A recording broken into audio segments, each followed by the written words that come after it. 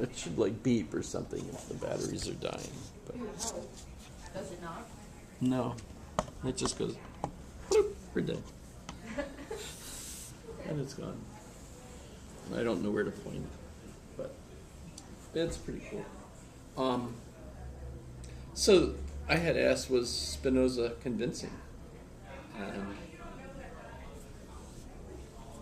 Evelyn said, well, you said he was, so I guess he is. Is that all she said? That's not fair, because, I mean, to you, do you find it convincing? I suppose the biggest criticism is, well, if he's equating God with the entire creation, the universe, that means he couldn't be outside of the universe and has created it. He, she, or it, right?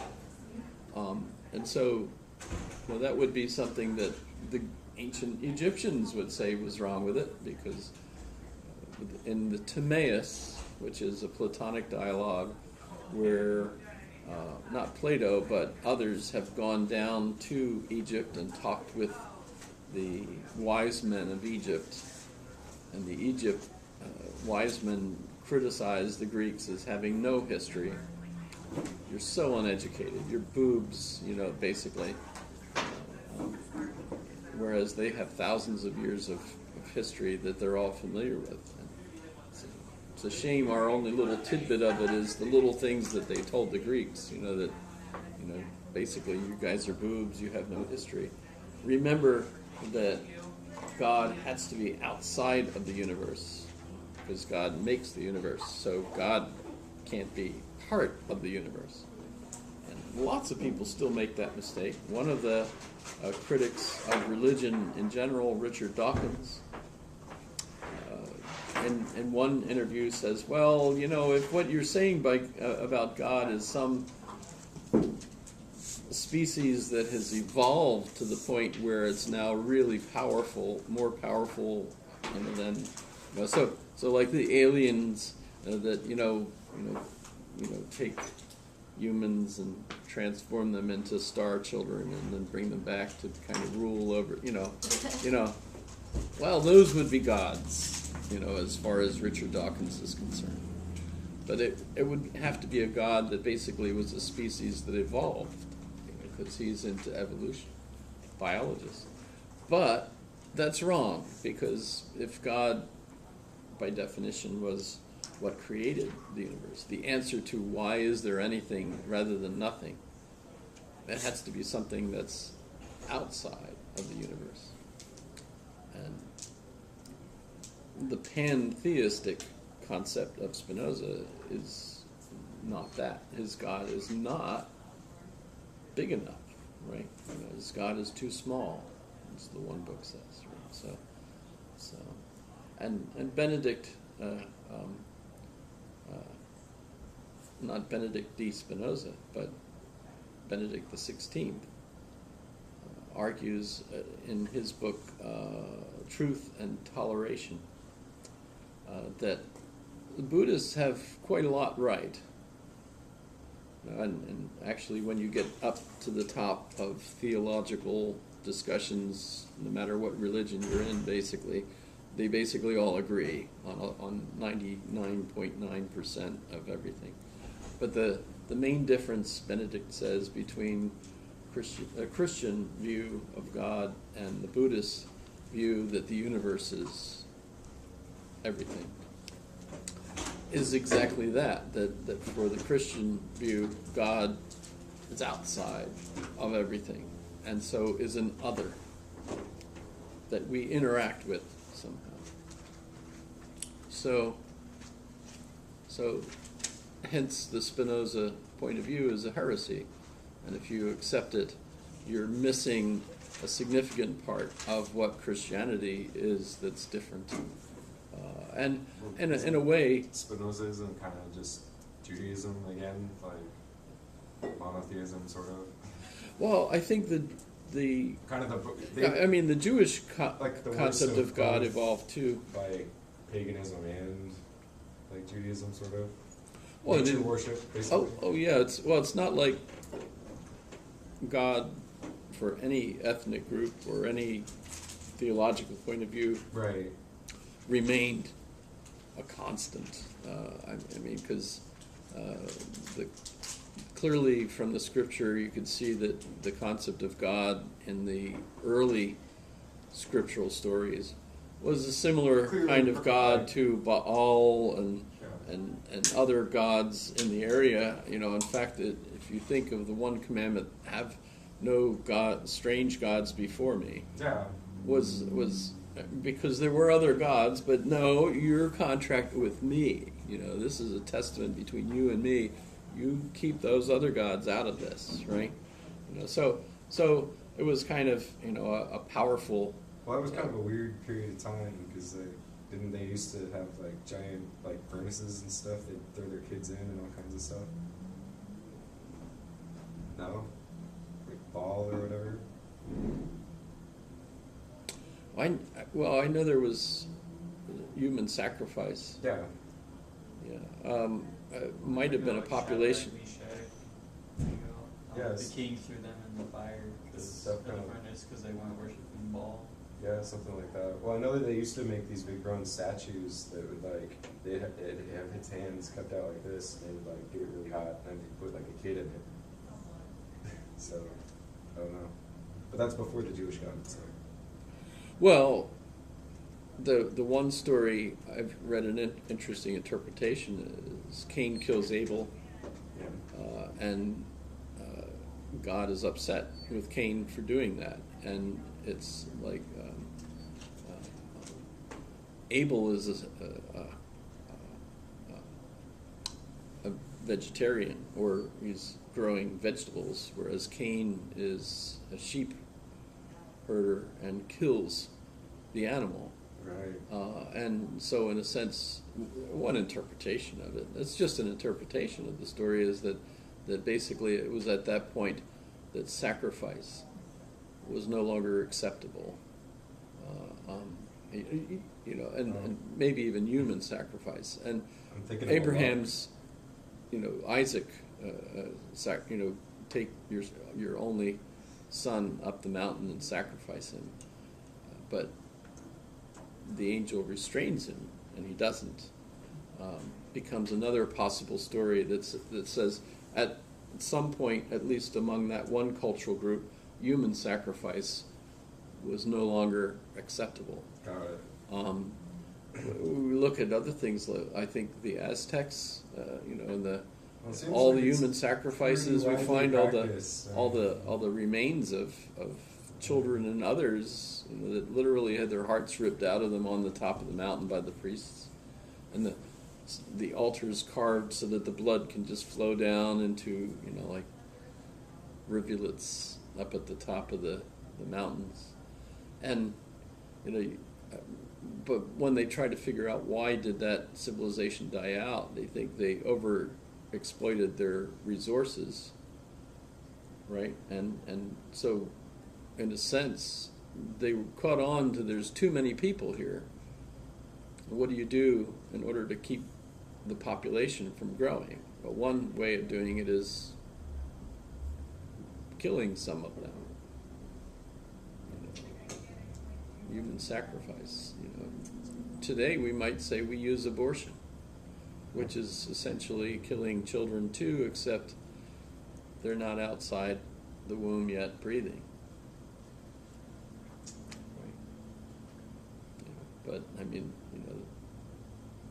there's, you know, of course, it's just the other day I saw a picture of someone, I guess, that was walking up and down by one of the local schools in a black outfit and carrying a big sign. The wages of sin is death, which means he's grammatically incorrect, because that's the wages of sin. So my little comment was teaching kids grammatically incorrect sentences outside of a school. That's just wrong. But that is actually the King James phrase, which means, well, there's an error in the Bible, there you go, because that's just wrong, because wages is plural. There's lots of errors lots of contradictions. Well, English has evolved since then. Yeah, the King James English is certainly not ours. Well, and the Thee first and thou, the first English thine. in this book that you hit, obviously the whole thing is in English, but the first original English that we read is Hobbes, and Hobbes is rather weird if you're not used to that period of English. And in fact, the text might be somewhat cleaned up. I'm not sure, but Hobbes is a contemporary of the King James version of the Bible. Although the translators of that version of the Bible deliberately ageified the script Right, to make it kind of... to make it seem Well, because he was just like a weird, ancient. short Scottish guy. Like, he didn't... King James? Because didn't he have the Bible put together for him? well. He was the one that signed Well, because I mean, he a got group to of pick scholars who, to do who it. did it, who did the translations and right, stuff. but I'm sure it doesn't reflect James's scholarship at all. Well, I mean, he picked He the just people. funded it. Yeah. Well, yeah, but So- I'm sure it was even a committee that came up to him and said, you know what, we ought to have our own English Bible. The Martin Luther did the German one. You know, we ought to have one. So, oh, how much will it cost? Okay, you guys do it. You know, Yeah, Monarch's and not you know, gonna it's not like understand someone that. saw the letter sitting on his desk and thought, oh, we can't have a committee translating the Bible, and took the letter Yes. so he wouldn't be able to sign it. Right? Yeah. That's... I mean, you never know. That's... Yeah. That's Put where- this in a file and never let Trump see it ever again. Right. You know, Yeah. That cracked me sorry, up it's just- in the way. But now, so John Locke. So there is his. I don't know if that's a grave or a memorial stone, like how Hobbes did that. Some of these churches, you go in and almost the whole floor is just memorial stones. I notice we kind of do that in various buildings too. We have all these memorial bricks and stuff. That doesn't mean somebody's buried under the brick. I don't know. Maybe he is though. It's a Horcrux. Yeah, I think Sir Isaac Newton is actually in St. Paul, Is he? Paul's Cathedral under the stone, right? Like That's Lenin style? well. That's no, can't see him. It's under. It's just a grave. But he's got the memorial above. If you saw the Da Vinci Code. Yeah. What orb is missing here? No, apple. That was so weak. Sorry about that. But it's just, so there's that. Oh, did I get rid of the wrong thing? What did I get rid of? Well, this is what I wanted to do. So I just got this, I think, yesterday. Yesterday. When did I get this? September 11th, so 2 days ago. And I thought, wow, that's because John Locke is the next person we were going to talk about. And it was really quite interesting. And the reason it is interesting to me is, well, in the the text that we have, he does explain that slaves are not members of the contract. So I mean, one of the things we're looking at Locke for is his social contract theory, which, and this article points it out, but I mean, this is typical when we're talking about John Locke, that he's kind of the next in line philosophically from Hobbes, where we get the idea of the social contract, that the legitimating narrative. Have you ever heard that phrase? Legitimating narrative? Sounds like a foot-long word. It is, of course.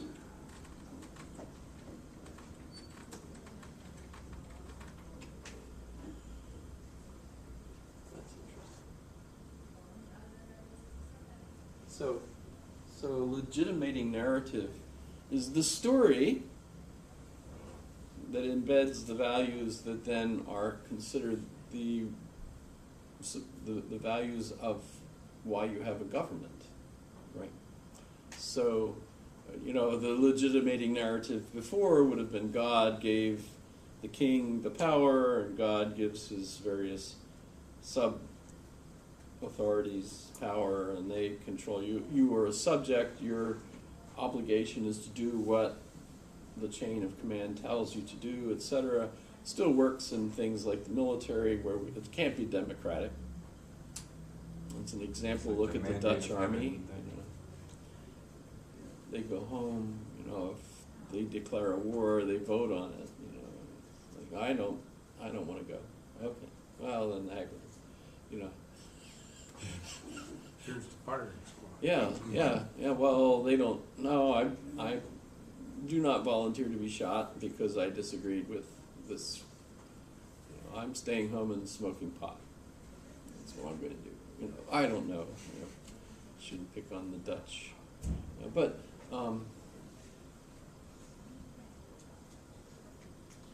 So we still have lots of occasions for top-down authority, but Hobbes, and by the way, there's a chain of command here, so Hobbes doesn't come up with this out of clear air.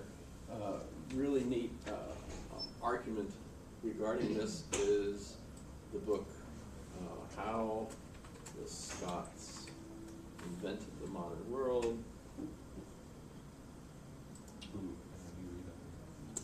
Maybe you've heard me mention this book before. It's really cool. And in fact, I would even dovetail it on another one onto the Protestant Reformation. Because, of course, Martin Luther and John Calvin basically say, hey, we shouldn't listen to the authority of the church. We should listen to my authority instead. Hence, Martin Luther's famous for being known as the Protestant Pope. And my favorite line, kill them all and let God sort them out. Praise the Lord. But he cracked the egg, and Reformation started, and before long, of course, everybody was having their own ideas, interpreting the scripture their own way instead of listening to the orthodox. Thou shalt teach it this way, or the highway for So you. what caused the English Civil War then? If Locke was kind of in on witnessing all of it. Well, and Hobbes too. We don't really talk about it much in American history, but it had to have directly impacted our revolution. Well, it was. Let me finish how this book ties into that one first, so I can get this chain of command. So the Calvinist, and John Knox is a student of John Calvin. He's Scottish, so he leaves there and he comes back with these ideas that we shouldn't listen to the top-down chain of command. Instead, it should be from the bottom up. Well, not really the bottom, Right. but the wealthy members of the new new class that they didn't have a name for yet, that have the money. They get to vote on who the ministers are. And that works so well in the Presbyterian. So that's a Calvinist idea? It's Presbyterian. The presbyters are the ones that vote on who comes in as a minister. That's, by the way, a typical Protestant point of view, that the parishioners vote. They even have various ministers that want to be their minister come in, and they try them out, and then they have a vote, and they pick who's going to be. So literally an elect. Right. Okay. They select. Yeah. They have a committee, It brings in a couple of folks, and so same way we pick a judiciary, Right. et cetera, right? So that's how they're going to, and by the way, you could be fired if you start preaching stuff I don't like. You're out of here. Yeah, it doesn't work that way in the Roman Catholic Church, where you have no control over who the bishop or the cardinal sends to be your. Oh, by the way, we have a new priest now. Oh, I like the old one. Tough. You get this one. Etc. But so the presbyters did that, and then that worked so well in their churches. They liked that system so much that became the rule for local government. And that influenced Edinburgh University, and you see that influencing Hobbes. So there's a chain of this idea that a better legitimating narrative is that we, the people, form our government for our interest. So, I mean, does it still tie into Calvin, though? I mean, Well, there's this like the people can know who the elect Calvin are and find them, or Calvin was a bossy theologian that right. he and Martin both rebelled against the church because they thought they had better ideas, and then wanted to impose their ideas on the church that they established, Calvin in Geneva.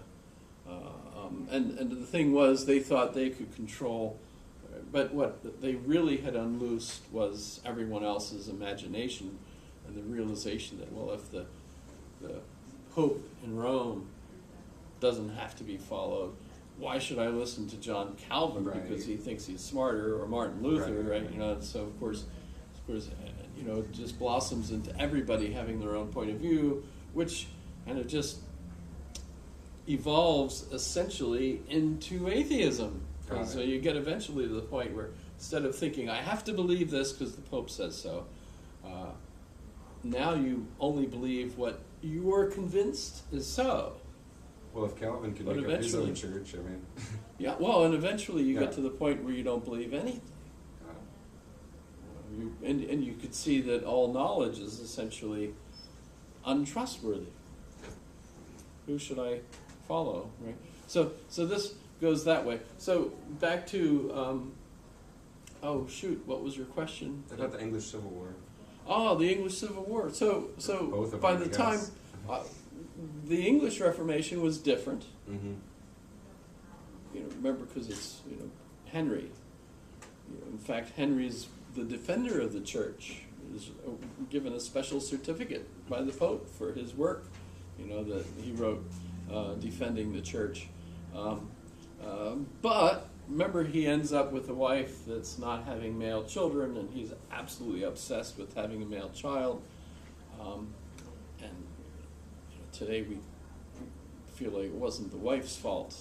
It's Henry's fault. But they didn't. XY chromosome. Yeah. But so remember, he takes Catherine of Aragon and basically puts her in jail. And her daughter Mary is, he had a daughter, Mary, but no son, right? And he had trouble divorcing her, right? Because the her father had his forces surrounding the Vatican at the time. Oh, okay. And you're like, oh, well, the Pope Well, 'cause can't I give me a always divorce wondered, like- because Dad won't allow it. Yeah, So he recruited new church members, Thomas More especially, in order to have his marriage to Catherine annulled. So just took And it that out of the didn't Pope's work. hands. That didn't work, because no one would agree. Right. And so basically Henry kind of just picked some church members that would do it, had to kill the other ones. Wolsey and others had to die in order for him to get his divorce. And then he married Anne, who he lived with for 1,000 days. And then killed her, chopped her head off, etc. It's not the way Eddie Izzard. If you're familiar with Eddie Izzard, right? Put the other one in the bag. And the Pope complained, "You can't do that. What are you, Mormon?" No, that's just Eddie Izzard. That's not what historically happened. But yes, he did go through lots of different women, looking for a son. He actually did have one who lived for a while but died because of what's it called, where you bleed easily. Hemophilia? Hemophilia, I think, was weak. I don't know. Didn't thrive. In any case, so we know it ended up between Mary and Elizabeth, and Elizabeth eventually had Mary's head chopped off. It ran in the family. Yeah. So that's kind of cool. But then Elizabeth dies, and it goes to This is kind of the end of the absolute Charles. monarchy there, Charles I. isn't it? Like, this kind of sows the seeds of the end of the absolute monarchy. Because doesn't it get kind of democratic? Well, that and goes, then- the Magna Carta, the big paper, signed down near Stonehenge, actually. It's 1066, if you want to see the paper itself, they have it on display for tourists in a church-like structure, just really a big round area, where you could go and visit, and they even have it inside the structure in like a tent to protect it, where you could go in and see the Magna Carta. Well, I guess, this is kind of like the beginning of when the commoners start demanding a say. Because there was a House of Lords forever. Right? These are the barons and others Right. that they don't want John to just do whatever he feels like, and that's way back in the Crusades. That's much earlier. But yes, because King Charles is an absolute monarch, and under the impression that Hobbes's Leviathan actually could support him, but Oliver Cromwell, who is his general, leads his armies, but then becomes the head of the parliament that's against Charles I. And Charles I had married a Catholic, and that upset everyone, and they were absolutely convinced that God spoke, because the ship that was full of treasure that Charles was shipping to his new castle for his wife, Catherine, I think her name was. Christine, I forget her name. But it sunk, and everyone said, "Aha! Proof that God doesn't like that kind of artwork we were shipping up to that castle." And so it ended up with a war, really, between Parliament and the King, and Parliament won, and they put Charles on trial, and he was like, "How can you try me for being a traitor to myself? Because I'm the authority." Right. So he ended up in London Tower. And they chopped his head off. But then Charles II, his son, who was tutored by Thomas Hobbes, becomes the king. And he digs up Well, didn't Cromwell Cromwell's- run it for a while?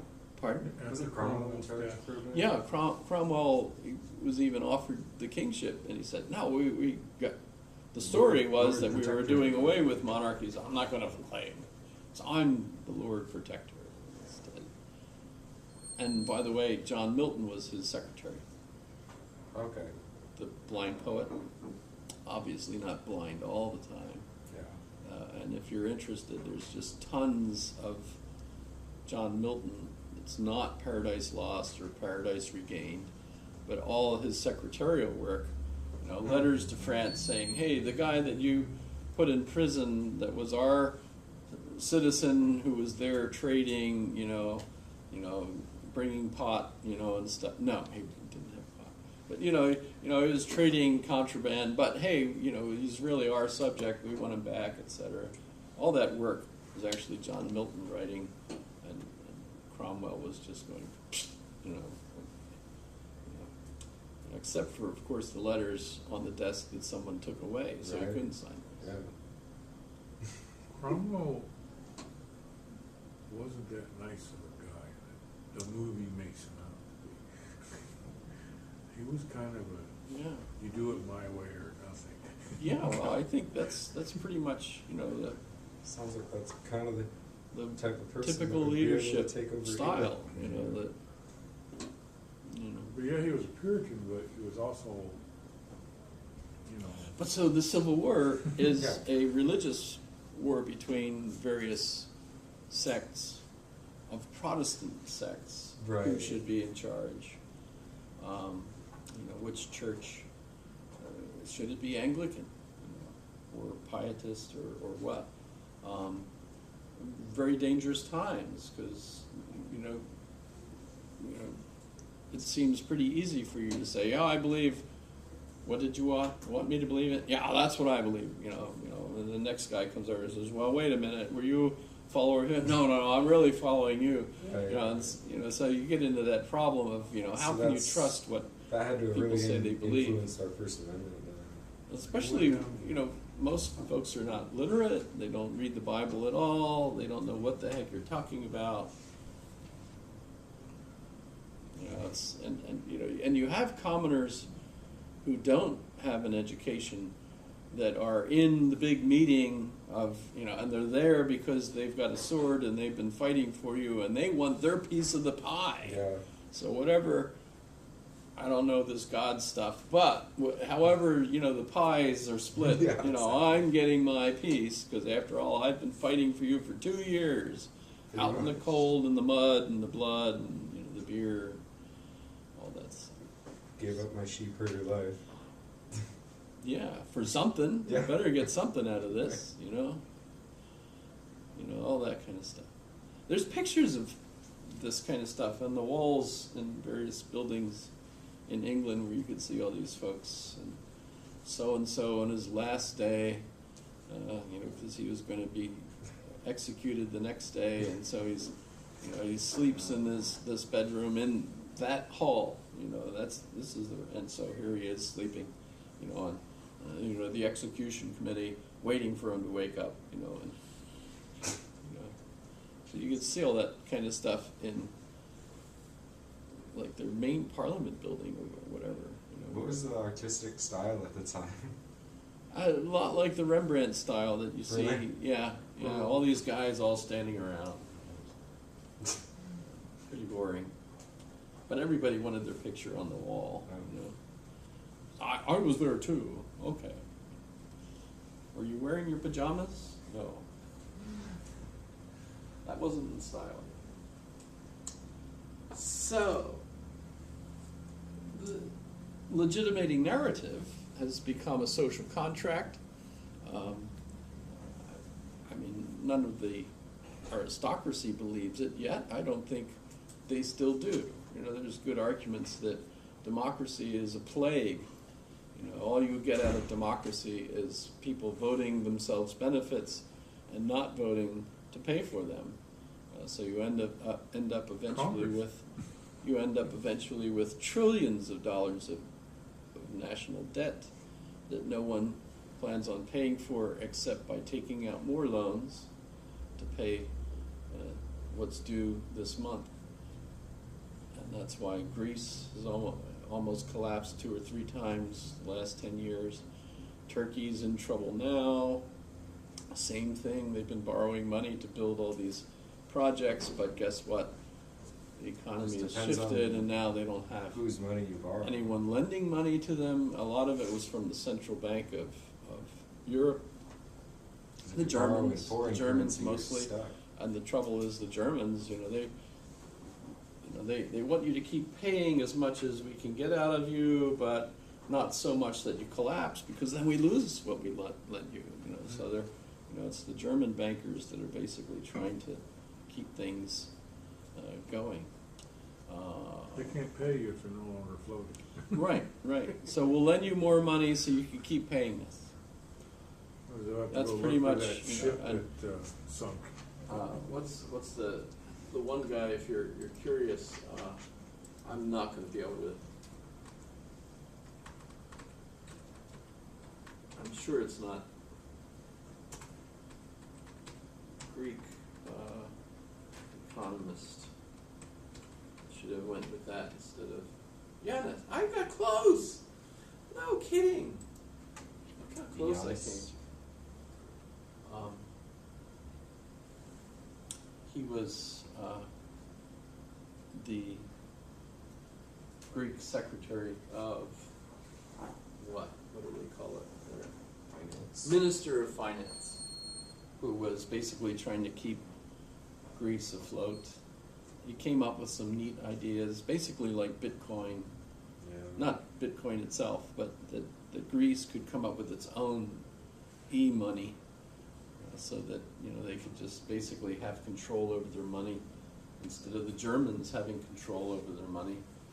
Because if they're using the euro, then German bankers that are basically running the euro have their money.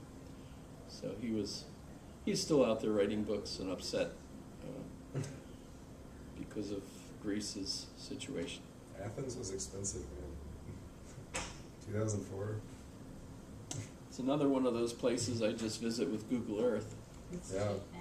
They ever fixed the It's cheap. airport? Super cheap. Super Probably. cheap. Yeah. Because I know in the 70s and 80s, people could just walk through with guns and get right on planes in Athens. Oh. Well, yeah. Well, if you had a wasn't- military ID, maybe. Yeah. Wasn't Greece pretty sketch, like in the 70s and 80s? Yeah. Yeah. They were like one of the ports that every terrorist organization in the world used to just jump on planes and stuff, with knives, guns, But that's well. So with John Locke, we get the next evolutionary step politically from Thomas Hobbes. Because even though Thomas Hobbes gives us a social contract, he still ends up using that argument in order to advocate an absolute monarch. So no change, no practical change. Oliver Cromwell can say, "Hey, look, he means me," and Charles can say, "No, he means me." Because you get the people selecting the monarch, but the monarch still gets the absolute power over everything. Right? Locke starts out on that same boat. He's like the secretary for Shaftesbury. It's got to be in here somewhere. Lord Shaftesbury. And in fact, they're in charge of doing slavery. He's also the author of several of the colonies' contracts, authority, including those that have slavery, right? So let me read this article that just came. So John Locke, who lived through 2 revolutions in 17th century England, remains perhaps the most important theorist about democracy. Translated in many different languages, Locke's ideas inform contemporary philosophical debates about justice and rights, from relative egalitarians such as John Rawls, who we'll eventually talk about, to libertarians such as Robert Nozick, also, and Amartya Sen's critique of Western. Amartya Sen is the only one of those 3 that are alive and living and teaching at Harvard today. Rawls and Nozick were at Harvard before. So, critique of Western-based theories of justice. Locke's writings inspired the language of rebellion in the United States' Declaration of Independence. Hence, I'm wearing my John Hancock and other signatures tie today. And Jean-Jacques Rousseau's Social Contract, which shaped the French Revolution. Absolute disaster, by the way. Yeah. So They really botched that one. yeah, so we don't hark to Rousseau with any great fondness for the theory. After the Second World War, Locke's ideas circumscribed debates over democracy and social justice within the United Nations and in international law. The principles that government should be based on the consent of the governed, that most people can make reasonable choices, that all men are created equal, that people have inalienable rights. His animosity towards hereditary privilege have had many critics too. Locke's influence probably reached its height in the 1960s. Since then, criticism has grown. On the right, critics see him as too idealistic and impractical. All people are not and cannot be equal. On the left, critics contend that Locke was a hypocrite, a philosopher who put forth radical ideas while working on behalf of slavery and colonialism. C.B. McPherson's The Political Theory of Possessive Individualism, 1962, made the most influential case that Locke regarded private property above all, including property in slaves. So that was his highest value. Post-colonialist thinkers, in particular Uday Singh Mehta in Liberalism and Empire from 1999, saw Locke's philosophy as emblematic of Western ideas about democracy and rights that serve as a cover for the oppression of indigenous peoples. Implicating Locke and the causes of slavery and colonialism has cast a shadow over Western liberalism and indeed democracy itself. However, history tells a different story. Colonialism and slavery emerged from ideas and practices much older than Locke about the divine and absolute rights of kings. As a mid-level functionary in 17th century England, Locke directly encountered the realities of monarchy and inherited status. Such experiences opened his eyes. Over time, he came to believe that slavery was deeply wrong. So we're getting the sense that Locke originally is part of this, but because of his experiences, he's the one that sort of shifts that. So over time, he came to believe that slavery was deeply wrong, that it was the most extreme instance of the evils of inherited status that infected the entire social order. Locke's celebration of consent defined his political theory. As his opposition to royal policies developed, he faced punishment for his radical ideas. During the English Civil War of 1649, Locke's father sided with Parliament and the principles of consent of the people. At the end of the war, King Charles I was tried for treason against his own people and executed on 30 January 1649. Locke was 16. His school was a 10-minute walk from Charles's execution site by the steps of Banqueting House, Whitehall, and he almost certainly witnessed and supported it. But after more than a decade of political instability, Locke supported a new king. In May 1660, in the person of Charles II, monarchy returned to England. London mobs and rival armies ready to fight each other, opening a specter of anarchy. Locke wrote that he would fight if only he knew for whom. 'Tis the great misery of this shattered and giddy nation that wars have produced nothing but wars, and the sword cut out work for the sword. Over the next few years, Locke lived in Oxford as a scholar and tutor, specializing in medicine and philosophy. Probably would have stayed there and written little of note had he not, in 1668, saved the life of Anthony Ashley Cooper, later the first Earl of Shaftesbury. Shaftesbury drew Locke into Stuart court restoration politics, into imperial governance, and into the thick of the king's promotion of slavery. Those who emphasize Locke's hypocrisy point to two pieces of evidence during this decade. First, they contend that Locke authored the fundamental constitutions of Carolina, which explicitly supported hereditary nobility and slavery. Every freeman of Carolina shall have absolute power and authority over his Negro slaves. Second, they show that Locke owned stock in the Royal African Company, which ran the African slave trade for England. Of course, Locke's service to the Earl of Shaftesbury and involvement in the Stuart court shaped his ideas, but his political philosophy developed in opposition to the policies and practices of Charles II's court, not in harmony. Locke's two treatises of government, 1689, argued against the very root of slavery, inherited status which derived from the same set of ordering ideas and commitments as the monarchy, the divine and hereditary rights of kings. Just as a prince is born the son of a king with the right to rule, a subject was born to a subject, and a slave born to a slave, each with the obligation to obey king and master. During 1660 to 85, England under Charles II pursued slavery vigorously, and not only because it helped to justify monarchy. Slaves helped to produce profitable crops such as sugar and tobacco that generated huge tax revenues for the monarch. By 1687, the tax revenue in the form of customs on these staples comprised a third of crown revenue, paying for the navy, the army, and much else. Charles II married Catherine. That's Charles II, not the first. Married Catherine of Braganza from Portugal for her dowry, which included forts off the African coast. He put his brother James, who would eventually become king, in charge of a new Royal African Company to enable the slave trader. James led 2 wars against the Dutch to gain access to the slave trade.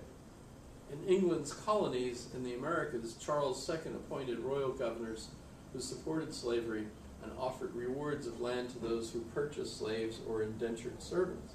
In Virginia, the king offered 50 acres per slave or servant bought.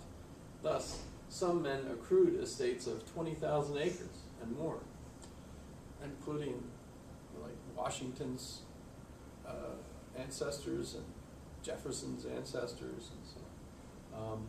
Charles II's judges presided over court decisions, especially one in 1677 that said those who were aliens, that is, not subjects, had no rights under the law and could be considered simple property. I mean, you're not a member of the contract, you have no rights.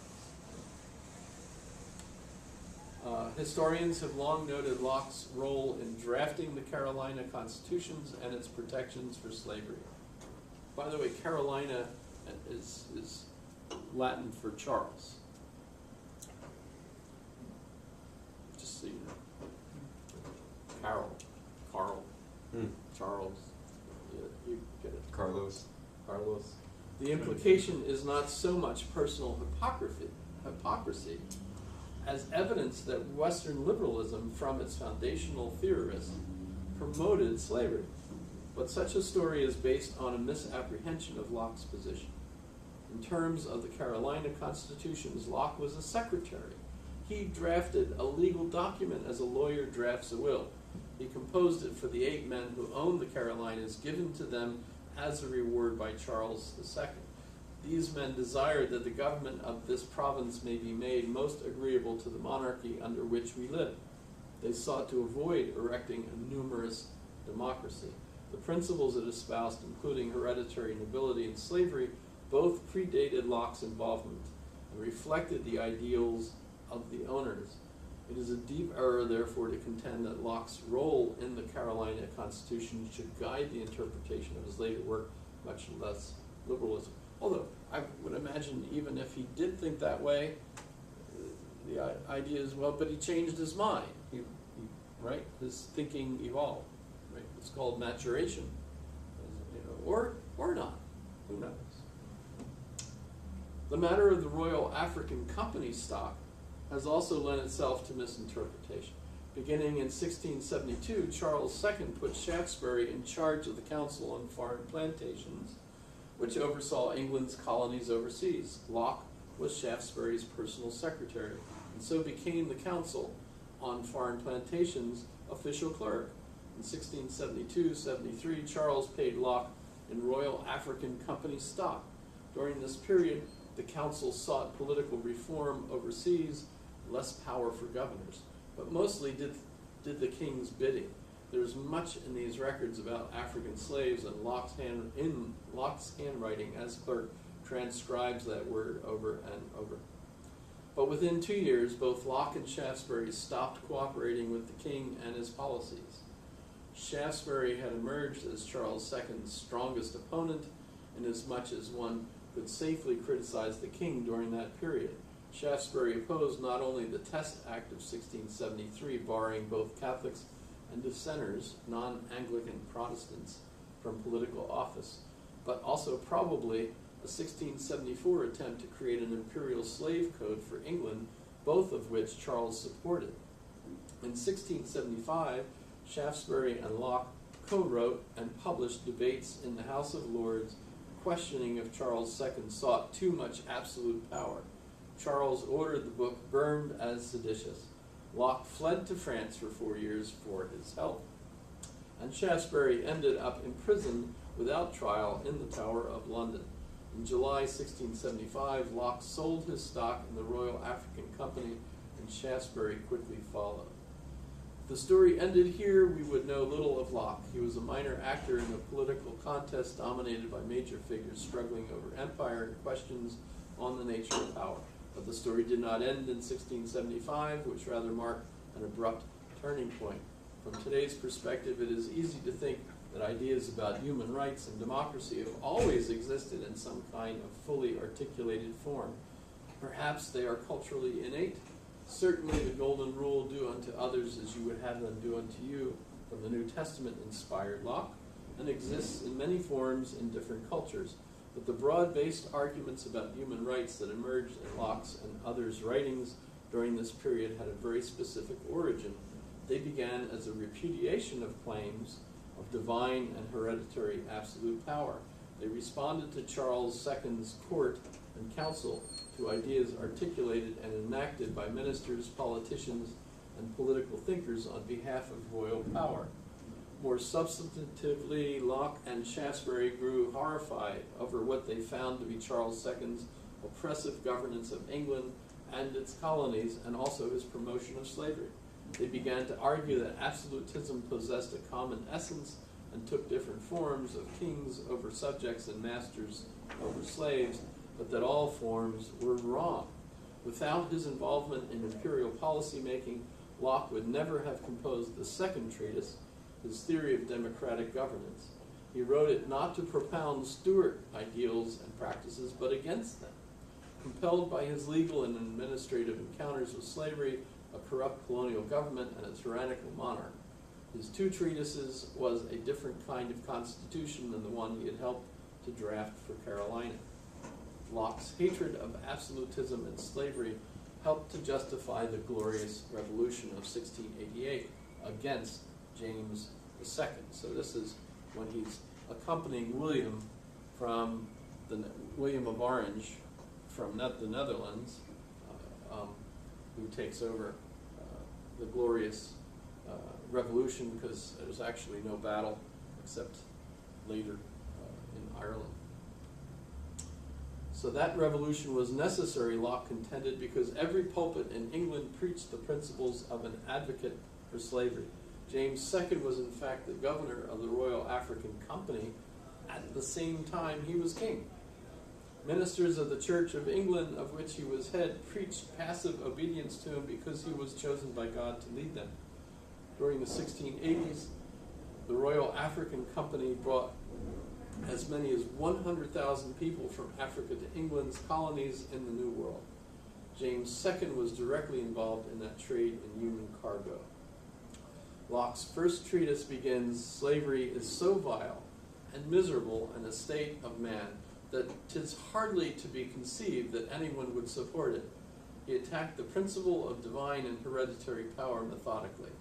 Why should the eldest son inherit all power by primogeniture, even over his brothers? He also compared the king's claims to power to the absolute illegitimate claims of masters over their slaves. Neither had hereditary and rightful claims. The king might argue that his right to rule descended from Adam, but neither he nor masters of slaves had power over others by such spacious claims. You really should get your power from a woodery tart in the bottom of ponds handing out swords. Right? No, that was just a joke. Monty Python, sorry. Where am I? He also compared the king's claims to power to the also illegitimate claims of masters over their slaves. Neither had hereditary and rightful claims. The king might argue that his right to rule descended from Adam, but neither he nor masters of slaves had power over others by such spacious claims. Locke's second treatise speculated about what form of government would emerge in a state of nature. He began with postulates, including the Golden Rule, and built principles. Government should be based on consent and has particular purposes, mainly to protect its subjects. People do not have to obey a government that no longer protects them, and the consent of an ancestor does not bind the descendants. Each generation must consent for itself. Locke supported slavery only as punishment for a terrible crime for which one's life should be forfeit, in particular for starting a war that was unjust. And he insisted that it should never be hereditary. He opposed slavery on the same grounds as hereditary monarchy. People do not inherit their status. Government should be based on the consent of the governed, not on divine and hereditary privilege. Labor also should be based on consent. The first thing anyone owns and cannot give away is his own person. It is a property, a belonging that is higher than any other kind of ownership. Man being born, as has been proved, with a title to perfect freedom and an uncontrolled enjoyment of all the rights and privileges of the law of nature, equally with any other man, hath by nature a power to preserve his property, that is, his life, liberty, and estate. Thus, each person has a right to his own person and labor, a right that includes the ability to contract with someone else. That right is very different from slavery, which is forced labor. After the Glorious Revolution, King William and Queen Mary gradually retreated from many earlier policies that had encouraged slavery. Shaftesbury's political party, the Whigs, gained control over Parliament. Under pressure from them, William III appointed Locke to a new and more powerful governing council over the colonies, which he called the Board of Trade. There, Locke sat in judgment over many colonial policies. He became particularly concerned about abuses of power in Virginia. Along with other members, he investigated Virginia's laws and constitution. He then wrote a 40-page plan for law reform in Virginia. That plan resides in the Bodleian Library at Oxford, where librarians discovered it rolled into a cubbyhole in his desk when they acquired his papers. It has long been assumed, even though it was in his handwriting, and that of his, and it was in, though it was in his handwriting and that of his secretary, that he did not write it. I show that he did. His work on Virginia's Constitution reflects Locke's own ideas. That plan for reforming Virginia's Constitution led to a reversal of many of the earlier policies that had promoted hierarchy and slavery. Particularly, it admonished that Virginia should no longer follow Charles II's policy of granting masters 50 acres of land for each slave or servant purchased, a policy that had fostered large estates and bound labor. Locke arranged for the appointment of a new governor for Virginia, Francis Nicholson. By court decision in 1699, Nicholson got rid of the land bounty for buying a slave. He sent a copy of that decision back to England next to the report that masters would no longer be rewarded with large estates for the importation of Negroes. Locke responded, "Well done," and here's the page, as you can see, well done. Locke's plan for Virginia specified that all people should have equality under the law. As people of different persuasions enjoy liberty of conscience, so let people of all nations be naturalized and enjoy equal privileges with the other English inhabitants residing there. However, he understood that under English law at the time, most rights belonged only to subjects, and to become a subject, one had to swear an oath of loyalty to the king, and to do that, one had to be Christian. Locke was also familiar with the English high court decisions that had justified slavery only for aliens. He therefore urged that the children of Negroes and Indians should be baptized, catechized, and bred Christians. By urging their baptism, Locke was undercutting the rationale for slavery. Subjects could claim rights to protections against maiming and assault, to trial by jury, to testify, to own land, and to freedom from forced labor. The high court decisions affected American colonies then, just as Supreme Court decisions often affect state law today. These judges were appointed and dismissed at the king's pleasure, so King James II could dismiss judges and appoint new ones on his slightest whim, which he did. After the Glorious Revolution, Parliament fired and punished all of James II's judges for corruption. William III appointed completely new judges. In 1696, they reversed the earlier High Court decisions and ruled that no man could own another. That new decision worked hand in hand with Locke's Virginia plan to undercut slavery. Of course, slavery did not end in Virginia in 1699. Locke's actions faced broad political headwinds. After a political crisis that led to the fall of the Whigs in 1700, Locke, who was old and sick, resigned from the board. William III died after a hunting accident in 1702, and his successor, Queen Anne, daughter of James II, whose court idealized slavery as the source of imperial wealth, reversed all of these policies again. Her crowning achievement was obtaining a grant to supply the Spanish Empire with all their slaves for the next 30 years. That contract, the Ascencio, made Britain the main importer of slaves to the New World by 1750. Neither slavery nor colonialization had their origins in Locke's two treatises. His ideas about how people could claim rights to property did justify a certain kind of colonization. He argued that by making objects, by farming the land, one could derive ownership, goods and ground. So this gets to the, where do you guys get the right to say you own our land that we've lived in for 10,000 years? The answer is the theory of ownership is that if you're the one that chops down the trees and creates a farm and plants stuff and makes money off of it, that sweat that you've put into the land is what gives you the ownership of the land. Sweat equity. Yeah, so the people that lived there before and didn't do anything with it have no rights to it. There's no right to some sort of abstract passive ownership. Yeah, I mean it's you did something Right. with it. That makes it your product, right? So, when we think of, hey, why did you guys get to buy Alaska and stuff? Well, we came in and we mined it, and we sold coal, and we did fishing, sold the fish, and you were just living there. That's No, yeah. no grounds for saying you own We the actually had a land. larger population up here than the Russians did. At that time. I think at one point where they declared, as a territory, there were 80 people here, not counting the natives, and no one even thought of, hey, they're not really people, we.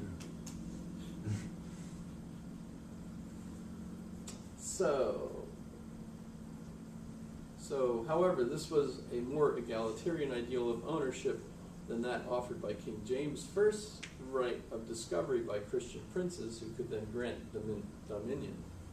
The right of ownership and governance. Locke's was founded on individual action, the Stuart King's on divine status. So it's an incremental, improvement. You might not agree with it, especially if your ancestors were here 10,000 years ago, eating and living and making a house.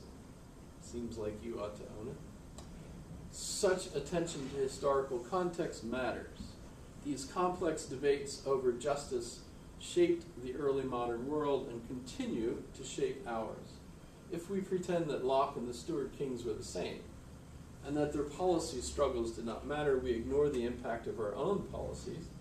If we dismiss Locke's ideas as paradoxical, we forget that in these fires were forged not only slavery, but also crucial principles of human rights. It is not only that the big questions were fiercely contended, but that small policies often had huge impacts. Reversing Charles II's reward of land for buying slaves was a major move against inequality and injustice, and against the idea that kings could grant dominion over others. So too was his suggestion that all people be naturalized and have equal protections under the law.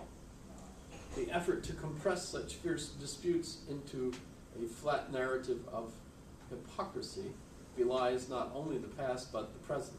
The effort to condemn liberalism and Locke as a theory of slavery and oppression, and to see within liberalism the origin of slavery, misrepresents the very essence of his theory, which was about human rights.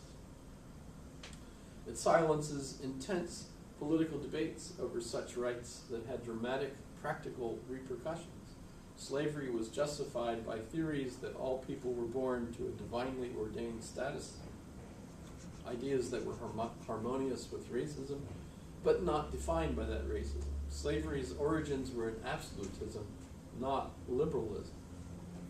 Liberalism arose in reaction to slavery. It sought inclusion and defined rights with broad promises, albeit ones that could be open to exclusions. And indeed, one could argue that the breadth of such promises made racism and other forms of prejudice necessary in order to once again justify hereditary hierarchies.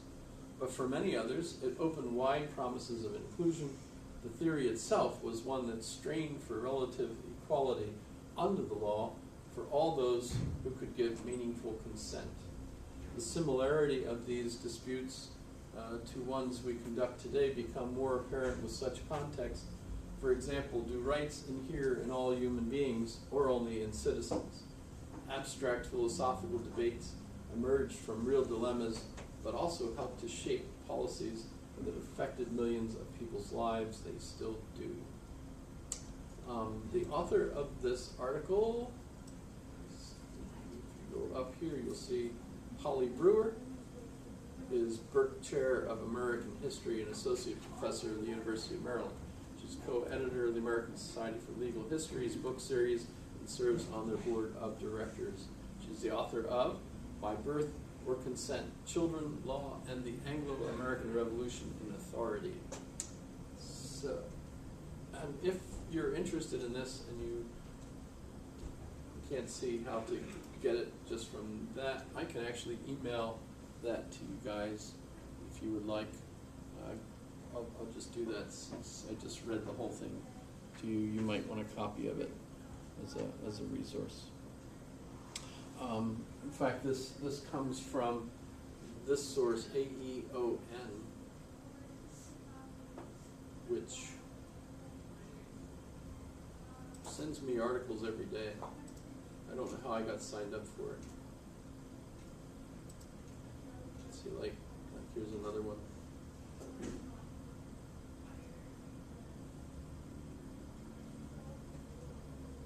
This was interesting too.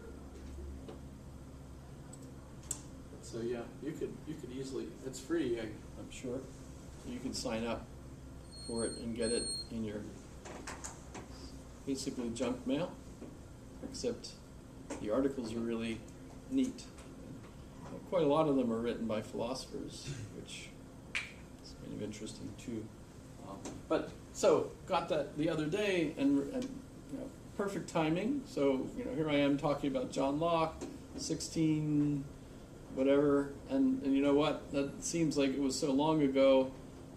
Why are we talking about somebody that lived so long ago? Well, but as you can see, the relevance is very, very strong for us even today.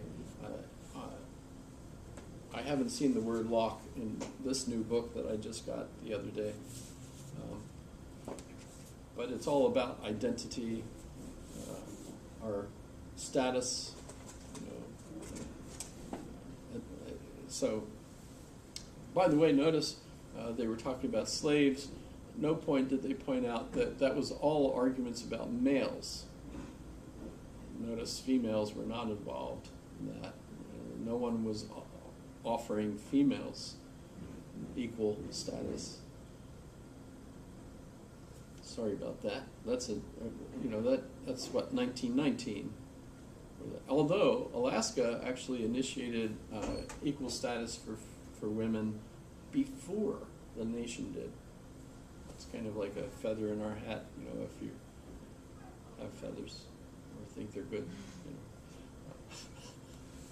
Sorry. I'm mentally ill. I've explained it.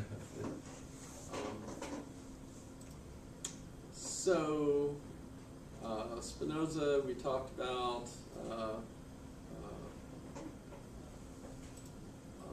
So Locke, John Locke, 1632, 1704. That's neat. You get an article like that where she's done research that I've never looked up, and I didn't know why Locke died. Obviously, people that die for a reason. But we associate him with being the founder of British empiricism, and that's weird. Empiricism is the argument that I learned from experience, physical experience, right? Empirical evidence. This is a black chair, empirical evidence. Not 2 + 2 = 4, which is not empirical at all, right? So that seems odd because, well, wait a minute, Thomas Hobbes was an empiricist, absolutely, clearly. And by the way, so was Francis Bacon, who was kind of a mentor for Hobbes, right? So I mean, how far back does it? Well, Aristotle. We want to go back. So the real trick here is British empiricism, right? So what's unique about British empiricism? And the problem really arises with Locke and not with Hobbes, and that is that if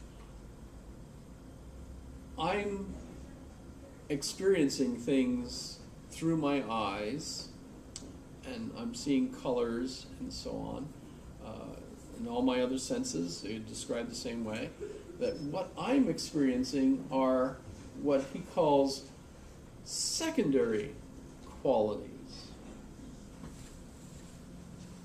Right? So we have primary qualities of things. That's the stuff that the object itself has, apart from my seeing, hearing, tasting, touching, smelling it. Because the minute I interact with it with my senses, I'm not seeing it as it is in its own self. I'm seeing it as it appears to me through my senses, which interpret it with the kind of light and sensory input that my body as a human being enables me to experience. Just can't look at anything out of context. Really. I cannot see things as they are apart from the way I see it. But the way I see it makes it intermediated between the way it is in itself, which I can't see, and the way my eyes see things. So the reason this is the British empiricist point of view is we now have a problem. The way things look to me aren't really the way they are. So how do I know the way they really are? Oh, I've already set myself up this barrier that says I can never do that. I can make hypotheses about it, but so I can. So this is really kind of where Locke's point of view is radical at the time, but is essentially common sense to us if you think of it. So if I ask what color is that wall, you say, well, kind of off-white, eggshell. I don't know. It's probably some unique pearl white. I don't know what the heck color it is. Depends on Sears or whoever sold us the paint and how they labeled the paint. But guess what? Under different lighting conditions, that wall will look different. Time of day and so on. And in fact, the wall in itself has no color. The reason it has any color at all is because of the way my eyes receive the light off of the wall. It gives it a certain color in a color frequency range that we might all share. You might all see, I imagine, if we do brain studies and we figure out your brains are reacting the same way to the light as mine are, then what would you be talking about to say that the way you see it isn't the same as the way I see it? It would certainly be the same, I would assume. Right? But you've put this barrier up and it says we can't know things the way they are, just the way they appear to us. Ooh, that's a big deal, because now all of a sudden we realize we don't know how things are, only as they appear to us. So Locke gives this original distinction. So the primary qualities, the state of, the way the object is. Secondary qualities are all the things I would normally describe. He does try to say, well, there are some things that we can know. So the number of things, that's one camera, and it's small, It's, I can't squish it. It's obviously there, even though the way I feel it and everything else is all a reaction of my senses to the object. The object must be there, or I couldn't feel it, et cetera, right? So that's where that comes from. We've just about finished? Yes, we are done.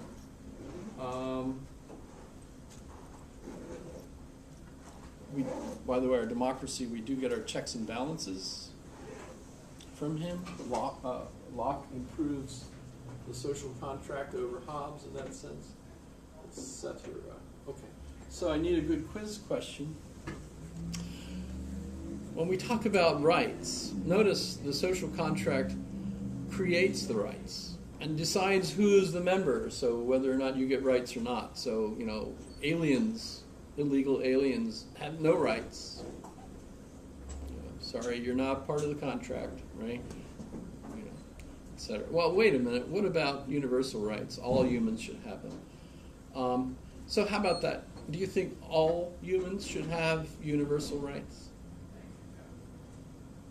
Is that a good quiz question? How do you handle that? So all those 1,600 kids that are apparently locked up because their parents brought them into this country and then got shipped back or something, and the parents didn't want the kids back. No, you keep them.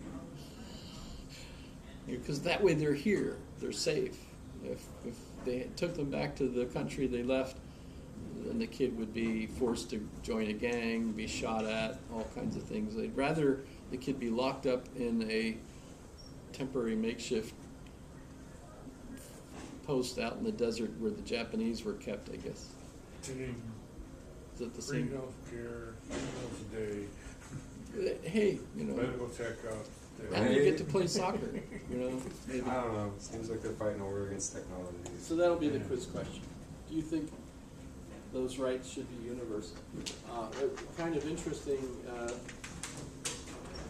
Well, I think honestly with that, if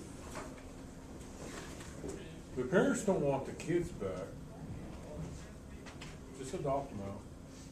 That's probably what they're. Yeah. But the problem is discourage people from coming over in the first place. Declaration of Human Rights. And they all scream about the wall. You know what's on the border south of Mexico between the other countries? There's a fence line, double fence line, with Constantine wire on it with guard towers, because they don't want the Hondurans and all the people. Oh yeah, coming to Mexico. Mexico's southern border is Yeah. like one of the most insane borders anywhere. Well, what's the big deal? Yeah. Well, there's lots of different things on the border between the U.S. and Mexico. If you saw the guy with all his farms, if they put the wall where they were planting it, it would split his farm in half. And he's totally against that. Well, duh, right? Yeah. It's but really like a there's- huge argument about property at the end of it. I mean, Well, 'Cause, I mean, the right using to Google move. Earth to kind of cruise across this border, you keep losing where the border is because it's like desert yeah. for a long period But I of mean, time. like with phones and stuff now, it's so easy for them to set waypoints and have trails, and I mean, all kinds of stuff. I mean, if There was Lewis one and guy that had a Clark can submarine. make They it were, across. they were shipping drugs into the U.S. using a submarine. Oh, Yeah.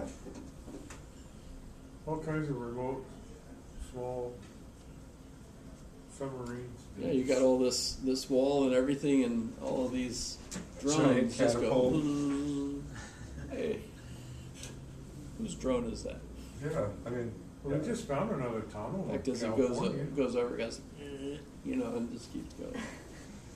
People use rafts to get into this country, so, them putting a wall is not going to stop people. They'll just find another way. It's like, you know what, we can't make it, we'll just tunnel underneath, or Yeah. own a raft and get there, so they're going to get it's- here no matter what. They're human beings. It's not like they're stupid. Yeah. Was this fun, by the way? Yeah.